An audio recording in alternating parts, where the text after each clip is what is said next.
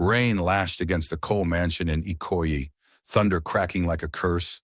5-year-old Amelia vanished that night, her tiny shoe found, abandoned by the gates, her teddy bear soaked in the mud. Edward and Margaret Cole, billionaires with power stretching across Lagos, were reduced to broken parents overnight. Police searched, neighbors whispered, but no ransom call ever came. Amelia was gone, swallowed by the storm, and with her, the family's joy. For years, the Coles tried to heal, but grief carved holes in their marriage. Margaret prayed desperately, her body weak from miscarriages. Then, in a cruel twist of fate, she carried one last pregnancy, but lost it too. Desperate for an heir, Edward made a choice that would forever haunt them. He paid a poor village woman to give up her infant daughter. That child was renamed Vanessa Cole, and she was raised in luxury as if Amelia had never existed. But the blood of a billionaire did not flow in Vanessa's veins. Spoiled beyond measure, she grew up reckless, entitled, and cruel. Lagos society applauded her beauty and wealth, but within the mansion walls, her arrogance was venom. Margaret pampered her blindly. Edward tolerated her defiance, and the world never suspected the Cole empire was built on a lie. While Vanessa lived like royalty, the real Amelia was far from the marble floors of Ikoyi. She had been taken by a struggling widow in Agege, a woman too poor to return her to her family, but too kind to abandon her. Amelia grew up as Maya, with calloused hands from hawking bread on the streets and scars on her back from hunger and hardship. She never knew why she was different, only that she carried a strange emptiness in her chest and a faded teddy bear she refused to part with. Life in Agege was unforgiving. Maya rose before dawn to fetch water, scrubbed floors until her knees bled, and endured the mocking of street boys who laughed at her ragged dresses. The widows she lived with loved her but could barely provide. Meals were scarce, dreams scarcer. Yet Maya's spirit was unbroken. Her eyes carried quiet fire, and she often whispered to herself, "I was meant for more than this." Meanwhile, in Ikoyi, Vanessa reveled in extravagance. At 16, she crashed her father's car during a reckless joyride in Victoria Island. At 18, she slapped a maid for serving her food too cold. By 20, she strutted through Banana Island parties, dripping with arrogance. Unknown to her, the girl she insulted in passing, the girl who once scrubbed floors for the rich, was her own blood. Years later, fate played its cruelest hand. When the Cole mansion needed new staff, the widow who raised Maya persuaded her to apply as a housemaid. "At least there you will eat," she said. And so, with trembling hands and borrowed clothes, Maya entered the very mansion she had been stolen from. The gates loomed tall, the floors gleamed, and every step she took echoed with an eerie familiarity she could not explain. Margaret barely glanced at the new maid, too busy doting on Vanessa, who barked orders with venom. "You girl, pick up my shoes! Polish them till I can see my face," she sneered, tossing them at Maya. Each insult stung like fire, but Maya swallowed her pride, scrubbing floors while Vanessa flaunted jewelry worth more than her entire life. The mansion was a palace of luxury, but for Maya it became a prison of humiliation. Vanessa mocked her accent, slapped her for mistakes, and sometimes made her kneel in front of guests just for sport. But what Vanessa never knew was that the maid she spat on had her blood, her father's eyes, and her mother's smile. Destiny was already circling, waiting to tear the lies apart. Vanessa Cole thrived on power. At every Lagos party in Banana Island, she strutted in diamonds and designer gowns, her arrogance turning heads. People whispered behind champagne glasses that Edward had spoiled her beyond repair. Margaret, blinded by maternal longing, defended her every action. "She is just young. She will change." But change never came. Vanessa saw the world as beneath her, especially the staff who served her. Maya bore the brunt of her cruelty. Each morning, Vanessa found a new way to humiliate her. One day, she ordered Maya to kneel and scrub her heels in front of guests. Another day, she poured wine on her head for being too slow. The other maids pitied Maya but stayed silent. To defy Vanessa was to risk dismissal or worse. Maya swallowed her tears, hiding in the servants' quarters at night, clutching the worn teddy bear she had carried since childhood. But Vanessa noticed the teddy bear. One evening, she snatched it from Maya's hands and laughed cruelly. "You're a grown woman carrying a ragged toy? How pathetic." She tossed it into the fire pit in the garden. But before the flames could claim it, Edward walked in. His eyes froze on the bear. His chest tightened as old memories clawed their way back. That teddy bear. It was the last thing Amelia ever held. Edward couldn't shake the sight of the teddy bear. That night, while Margaret slept, he went into his study and unlocked a hidden drawer. Inside were Amelia's childhood things, photographs, drawings, and a copy of her missing person poster. He pulled out a picture of Amelia clutching the exact same teddy bear. The resemblance struck him like lightning. Could it be possible? At breakfast the next morning, Edward's gaze lingered on Maya as she poured tea. The curve of her nose, the shape of her eyes, it was like looking into a ghost.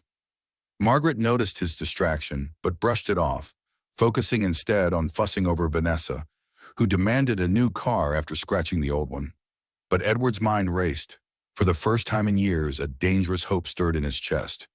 That evening, he summoned barrister Tunde Alade, the family lawyer, in secret. "I need a DNA test," Edward whispered, his hands trembling. Tunde's brows shot up. "On who?" Edward's gaze drifted toward the servants' quarters.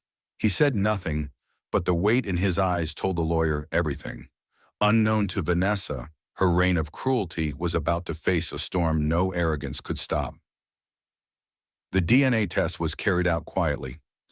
Maya had no idea when Tunde took the sample. He disguised it as a medical checkup required for all staff. Edward waited in silence, every day feeling like a century.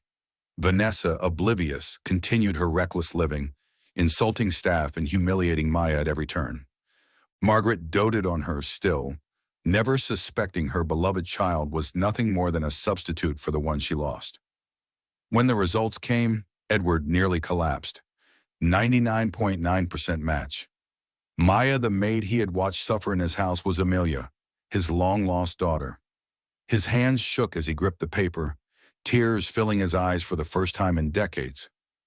He wanted to rush to her, to shout the truth, but fear held him back. How would Margaret react? How would Vanessa? And most of all, how would Maya, who had been trampled, insulted, and spat on in her own home, react when she learned she was the true heiress? That night, Edward stood by Maya as she scrubbed the marble floors. He wanted to speak, but words failed him.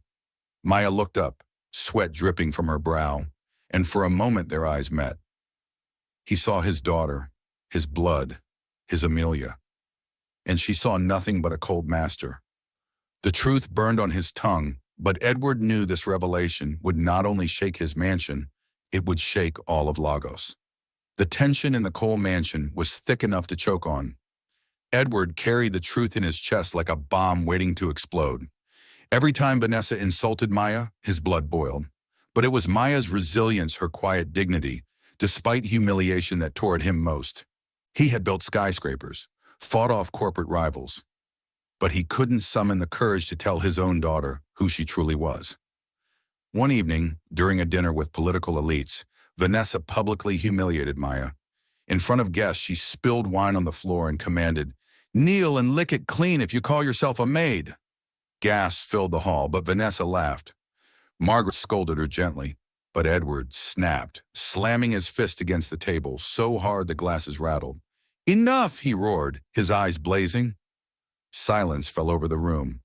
Maya, trembling, fled in tears, clutching her teddy bear. Edward's heart shattered. He could no longer allow his real child to be disgraced in her own bloodline. That night, he vowed the truth must come out no matter the cost. When Edward revealed the DNA results to Margaret, she refused to believe it. "No," she whispered, shaking her head violently.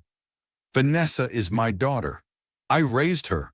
I carried her in my arms when grief almost killed me. She is mine." Her voice broke, but Edward's eyes stayed firm. "She was never ours, Margaret. Amelia is here. She has always been here." Margaret's world collapsed. She had poured all her love, all her broken heart into Vanessa, blind to the cruelty the girl had grown into. To accept Maya meant facing the bitter truth that she had raised a stranger while her real child suffered under her roof. She staggered to the chapel and wept, the candle flames flickering like judgment. God, how could this happen? Meanwhile, Vanessa overheard fragments of their argument. Suspicion flared into rage. She stormed to her room, tearing apart her vanity in fury. That filthy maid, she spat at her reflection. They dare compare me to her? Her pride wouldn't allow it. If the truth came out, she would lose everything, and Vanessa Cole would rather destroy the world than surrender her crown. The storm finally broke on a Sunday afternoon. Edward gathered the household in the grand hall: Margaret, Vanessa, Maya, the staff, and even barrister Tunde. His voice trembled, but carried weight.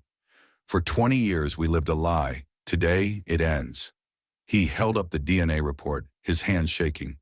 This is Amelia, my true daughter, my blood. The room exploded. Gasps, whispers, stunned silence. Margaret covered her mouth, sobbing uncontrollably.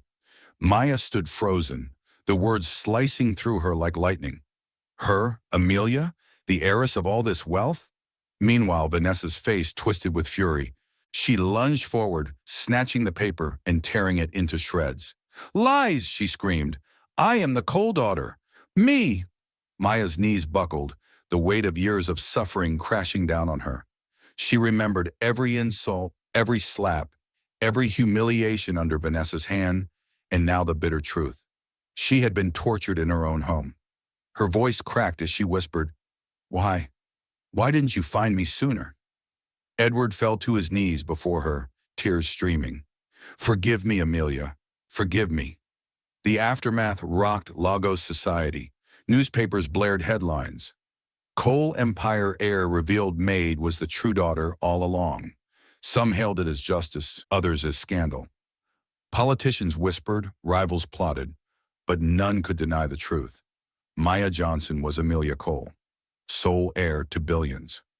Vanessa refused to surrender quietly. She tried to rally support, spreading lies that Maya had forged the results.